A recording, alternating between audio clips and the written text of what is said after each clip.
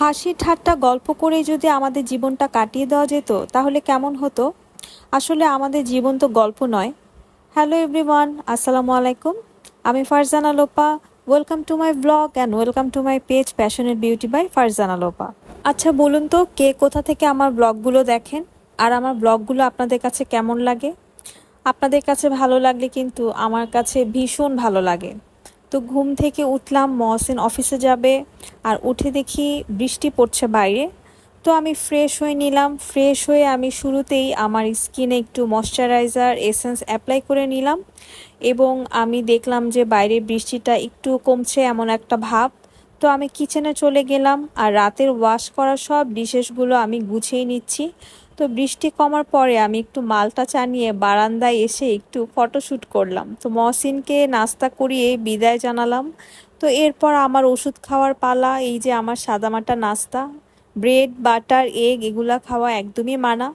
তো হুট করে একটা প্ল্যান হলো, শুনতে পেলাম মেহেরা ভাবি আসছে আমার বাসায় আজকে সারাদিন আমার সাথে সময় কাটাতে। তার কিছু কাজও ছিল আর আমি একটু অসুস্থ বলে সে আমাকে দেখতে আসবে। তো এর মধ্যে আমার তো সব তড়িঘড়ি আয়োজন শুরু হয়ে গেল। আমি একদিক দিয়ে ভাবলাম যে সে যেহেতু আসছে তার জন্য তো আমার মতো সাদামাটা রান্না করলে হবে না, তো তাকে তো একটু স্পেশাল কিছু বানিয়ে খাওয়াতে হবে। স্পেশাল আসলে কিছুই না, আমি জাস্ট বেশি করে মশলা দিয়ে মুরগিটা চড়িয়ে দিয়েছি।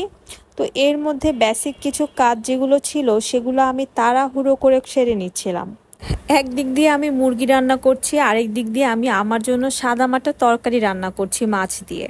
তো এর মধ্যে মেহেরা ভাবি যেহেতু প্রথম আসছে আমার বাসায়, আমাদের এই সার্কেলের সবাই আমার বাসায় আসলে কিন্তু ভাবি এই প্রথম এসেছে। তো ভাবি যেহেতু বাসা চিনতে পারছিল না, আমি উপর থেকে ডাকাডাকি করছিলাম। আর ভাবি যেহেতু দুপুর দুপুর এসেছিল, আমি আসার সাথে সাথেই ভাবলাম যে আমরা দুপুরের খাবারটা খেয়ে নিই। আর আমরা দুজনেই যেহেতু চা পাগল মানুষ, আর সেই দিন ভাবির তালে তালে আমিও একটু ফাঁকিবাজি করেছি, দুধ চা পান করে নিয়েছিলাম। তো সাগর ভাই চলে এসেছে সন্ধ্যায় মহসিনের সাথে, যেহেতু তারা একই অফিসে আছেন। আর আমরা তো একসাথে হলে অনেক বেশি গল্প মজা মাস্তি এনজয় করতে অনেক বেশি পছন্দ করি।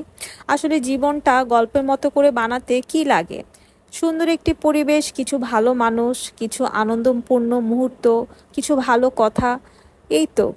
তো চা নাস্তা করছিলাম আর সবাই মিলে একটু গল্পগুজব করছিলাম। আমার কাছে খুব ভালো লাগে ভাইয়া ভাবিকে, তারা দুজন এসেছে, আমার কাছে অনেক ভালো লেগেছে সেদিন। এখন ভাইয়া মহসিনের সাথে গল্পে মেতে উঠেছিল। তো মেহেরা ভাবি এখন ভাইয়াকে তাড়া দিয়ে বলল যে বাসায় চলো এবার। তো তাদেরকে বিদায় জানালাম।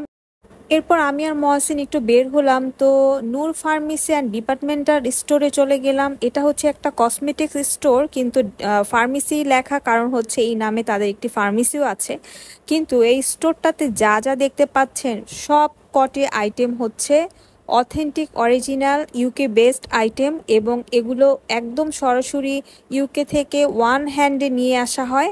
তো আমি ভিক্টোরিয়া সিক্রেটের এই মিস্টগুলো এত রিজনেবলে পেয়ে তো মহা খুশি। তো আমি একটা ফ্লেভারে নিয়েছি এখান থেকে। সচরাচর এই মিস্টগুলো 2200 টাকার মতোও দেখা যায় যে আমরা পেয়ে থাকি অনলাইনে, তো আমি মাত্র 1000 টাকায় পেয়ে গিয়েছিলাম। তো সেই সাথে আমি মহসিনকে একটি বডি স্প্রে গিফট করেছি। তো বাসায় আসলাম, এগুলো একটু দেখছিলাম। তো কেমন লাগলো আপনাদের কাছে আজকের আমার এই ছোট ব্লগটি? সবাই জানাবেন। That's all for today.